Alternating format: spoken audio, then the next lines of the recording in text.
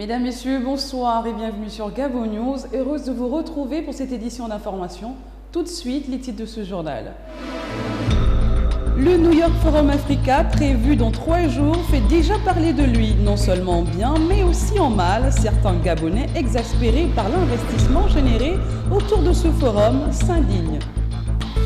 Réussite, cette émission qui valorise aussi bien la réussite des jeunes africains, honore également les actions qui font avancer l'Afrique, a choisi le Gabon pour un énième numéro.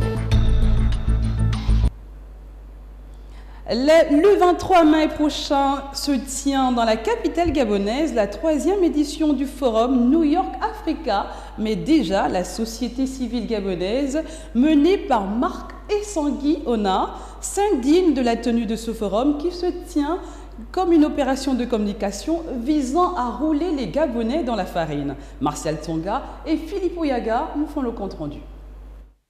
Il fustige la tenue de la 3e édition du New York Forum for Africa. Il s'indigne et crée un compte forum appelé le New York Farine Africa. Nous avons mis en place une stratégie qui consiste à organiser un contre-forum face à l'imposture de M. Athias et d'Ali Bongo.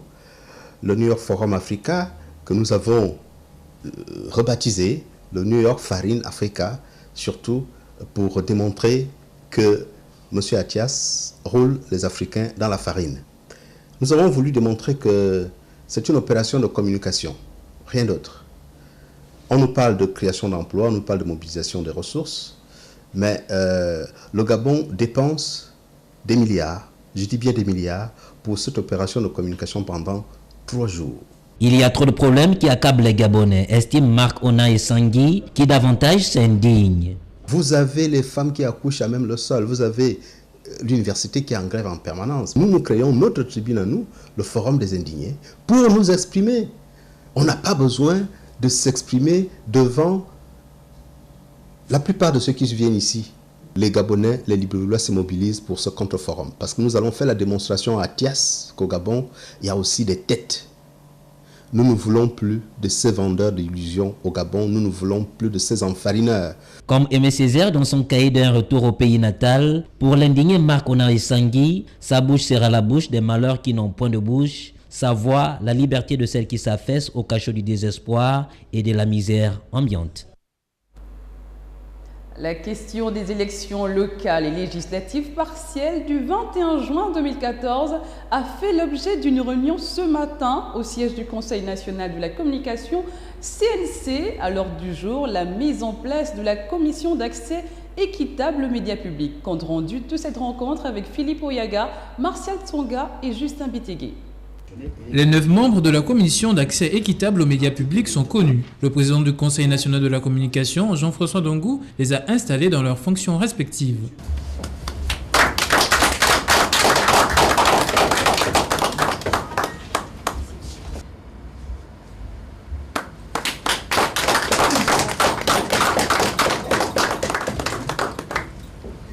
L'objectif de cette commission sera de veiller à ce que le principe d'équité encadre l'accès des différents candidats aux médias publics. Notre mission, c'est de permettre à tous les acteurs politiques d'accéder de manière équitable aux médias publics.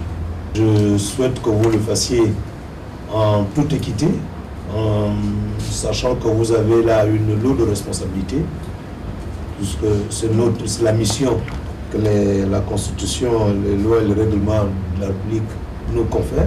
Si les médias privés échappent au contrôle de cette commission, il n'en demeure pas moins qu'ils sont toujours tenus de respecter ce que prévoit le Code de la communication en la matière. Nous savons que dans notre espace, nous avons des médias privés et que parfois en période électorale, ces médias privés apportent aussi un support médiatique.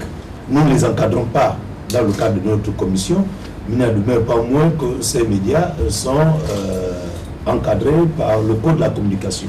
Rappelons que cette commission est composée de 3 représentants de l'opposition, 3 issus de la majorité, un membre représentant le ministère de la Communication, 2 représentants des médias publics et enfin un représentant du Conseil national de la communication.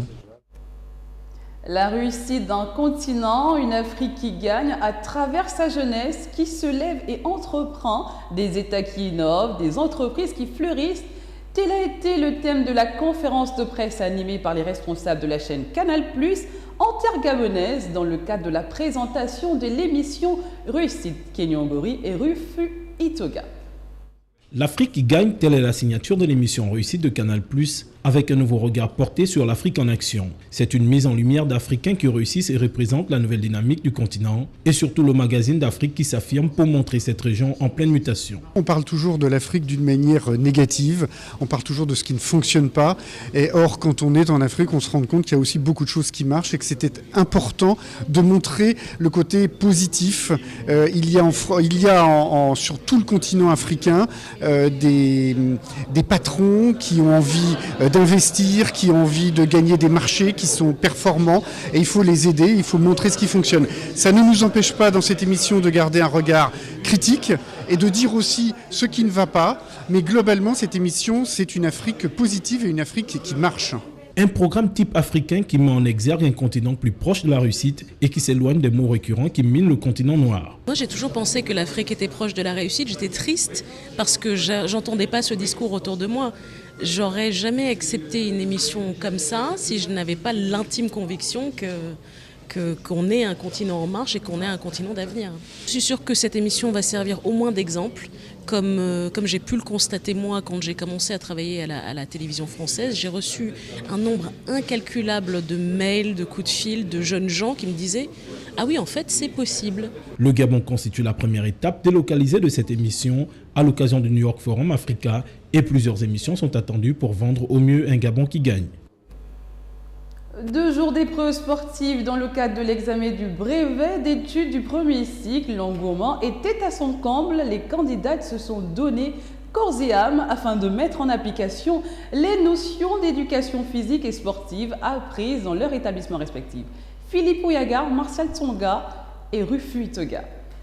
Lancer du poids, saut en longueur, triple saut, course de vitesse et gymnastique. Le tour était aux filles des lycées et collèges de prendre part aux épreuves sportives d'éducation physique dans le cadre du brevet d'études du premier cycle. Épreuves pas souvent faciles, mais elles se sont tout de même bien en sorties. J'ai confiance pour les autres épreuves et ça s'est très bien passé. Dans certaines épreuves, on fait de notre mieux, comme au triple saut, à la gymnastique, pour lancer du poids. Les plus optimistes veulent simplement confirmer leur statut acquis pendant l'examen blanc du BPC. Au BPC blanc, ça s'était bien passé et maintenant ça continue sur cette lancée. Ça se passe très bien. Ça se passe bien. J'ai trouvé ça plutôt bien. J'ai commencé avec le triple saut, ensuite la gym et ensuite la vitesse. Ça s'est bien passé. Et là, je vais passer au lancer du poids. Je trouve que c'était assez bien parce que je me suis beaucoup entraînée. 2 jours pour s'exprimer et mettre en valeur les enseignements d'une année, c'est ce qu'il faudra pour réussir la première partie de cet examen qui offre le premier diplôme du secondaire. Restons dans le sport, mais tout autre chose, le combat des champions Anthony Obam face à Mahoma Show était l'attraction principale de la 23e édition de la Grande Nuit des Arts Martiaux. Un combat qui, contre toute attente, s'est terminé sur un nul. Marvin Beryl. Très attendu par le public venu nombreux au gymnase du Prytanée militaire de Libreville ce samedi 17 mai 2014, le combat entre Anthony Obam, champion du monde de taekwondo, face à Mahoma Show, 3e mondial de taekwondo et premier du Grand Prix de Manchester en Angleterre, s'est terminé par un nul. Anthony Obam aujourd'hui, c'est l'honneur du pays, c'est la fierté de tout Gabonais.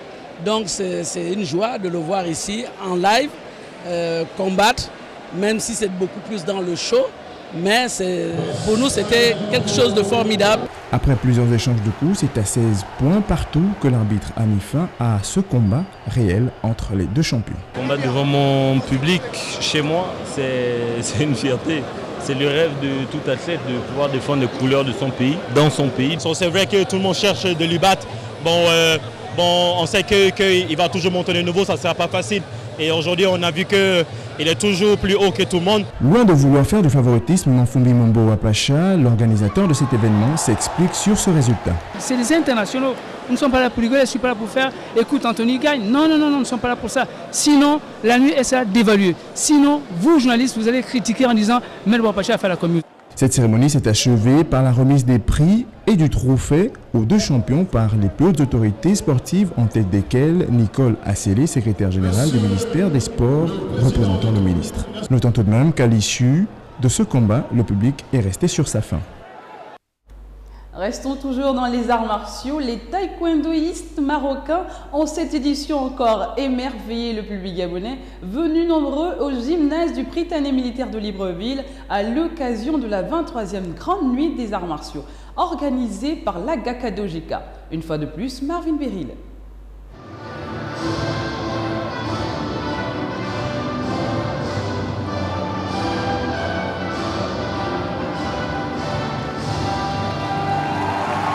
Arrivés avec des athlètes de plusieurs catégories, les taekwondoïstes marocains ont, comme à chacune de leurs participations à cet événement, mis ce samedi 17 mai 2014 le public librevillois en émoi au regard de leurs prestations. La première à avoir retenu l'attention du public a été le déroulement de la banderole qui illustrait la coopération et l'amitié du Gabon et du Maroc, 2 pays frères.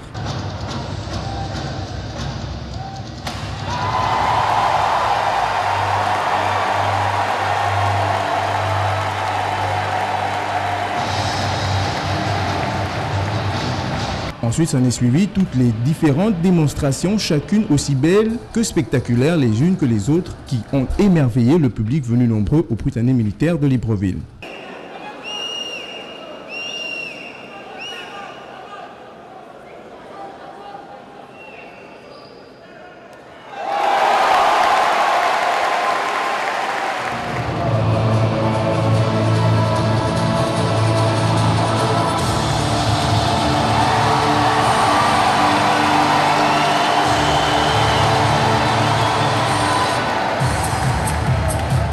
Après cette énième prestation réussie, le public librevillois a sûrement hâte de revoir ses taekwondoïstes lors de la prochaine édition.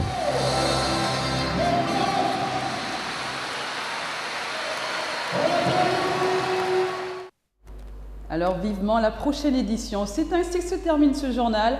Merci de l'avoir regardé. L'info se poursuit sur www.gabonnews.com. Excellente soirée à tous. À demain.